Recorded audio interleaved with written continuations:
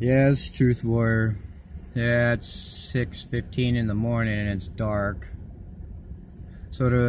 This is part 3 of my testimony. So I want to do a little summary leading up to what I've told you so far, because it's gonna get even more hairy in the story. So I am out in the wilderness.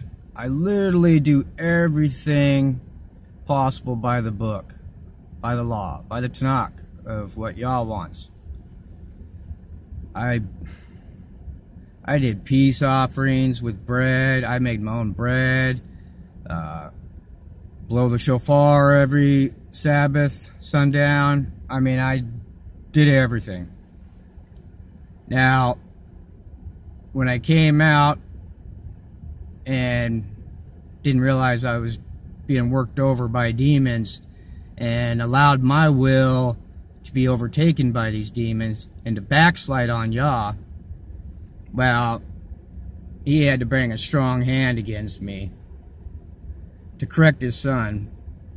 And I admitted I was wrong.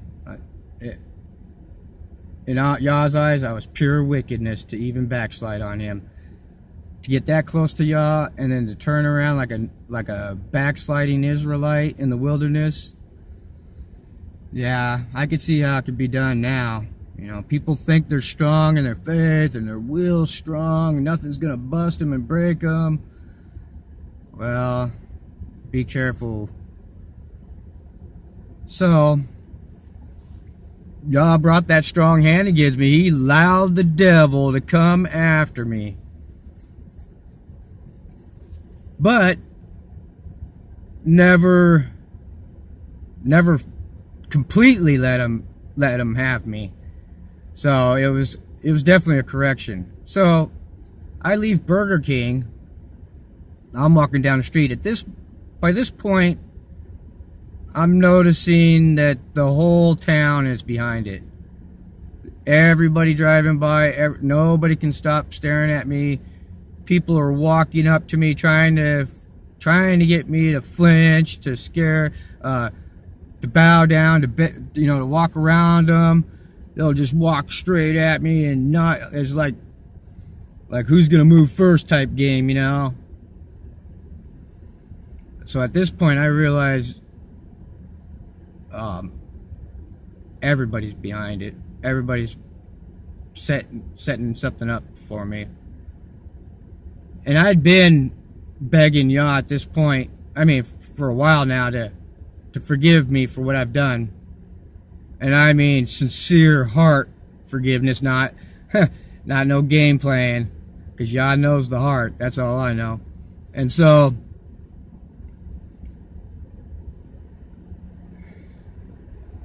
at this point, I mean, I'm not even trying to escape these Satanists. I just gave myself completely to Yah and said, please have mercy on my soul. And after asking for forgiveness over and over and over with sincerity, and that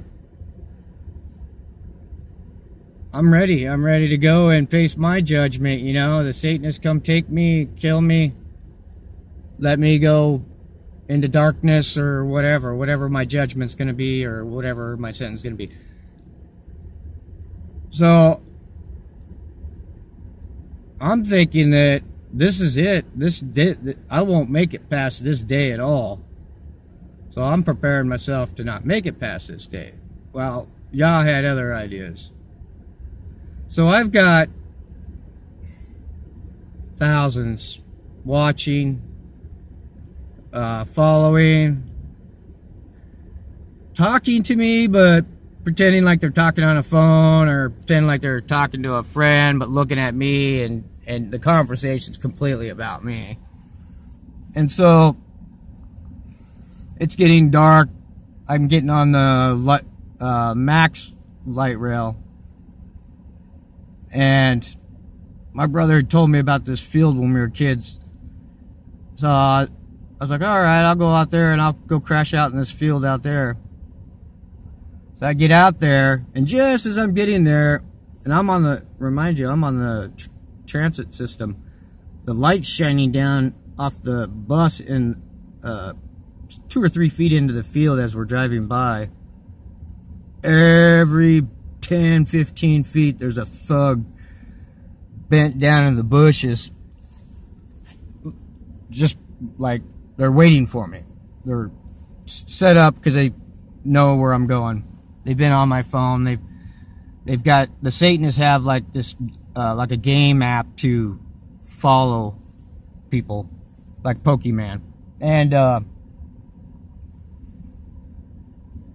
so of course I'm not going to the field.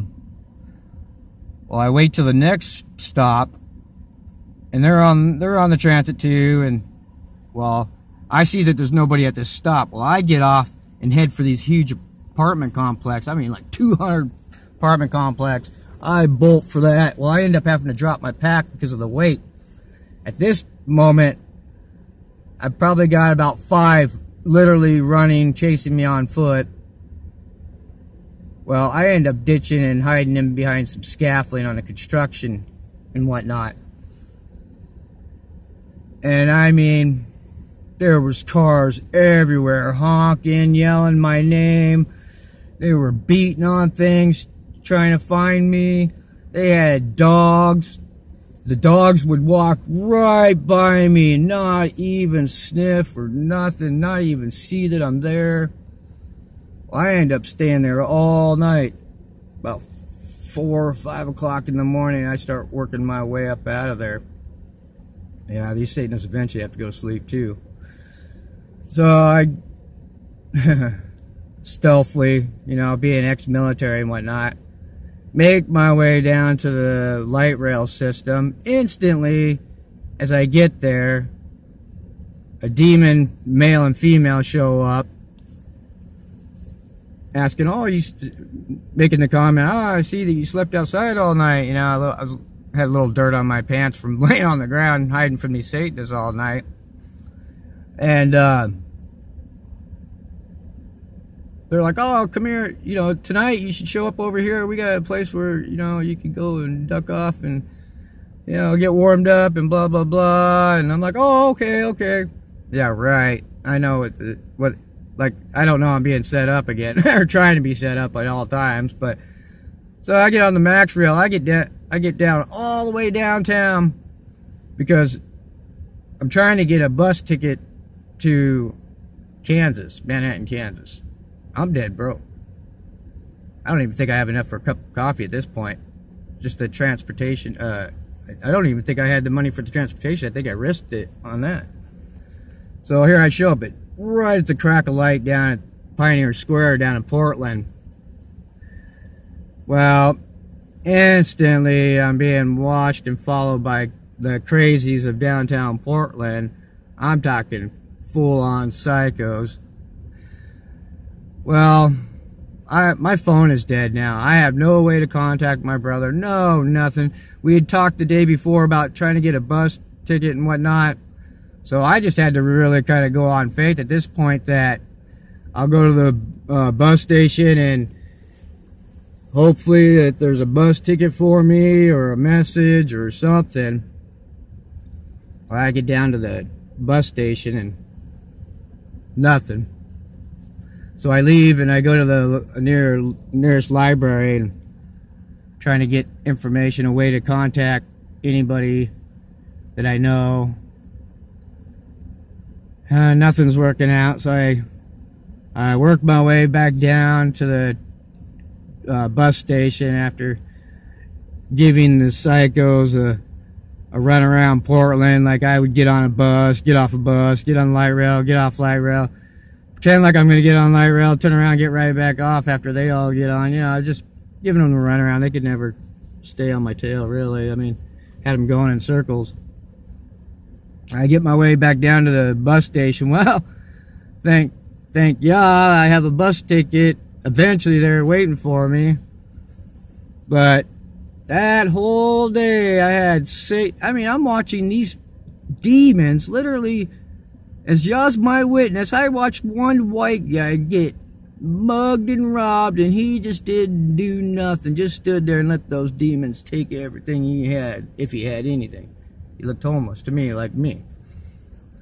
But I could, but cops don't do nothing. I mean, they literally could kill a decent person and nobody would have done nothing. It was just so sick.